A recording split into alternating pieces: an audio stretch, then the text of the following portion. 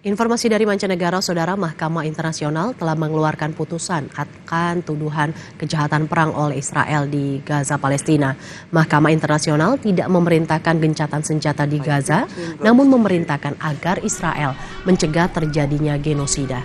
Keputusan Mahkamah Internasional yang dibuat oleh tim panel yang terdiri dari 17 hakim tidak memerintahkan Israel menghentikan serangan, namun memerintahkan Israel untuk mencegah setiap tindakan genosida. Mahkamah Internasional juga menerbitkan perintah untuk melakukan 6 tindakan sementara demi melindungi warga Gaza. Sementara itu, Afrika Selatan meminta hakim untuk memerintahkan Israel menghentikan serangan serta memberikan akses bagi bantuan untuk didistribusikan bagi warga Gaza.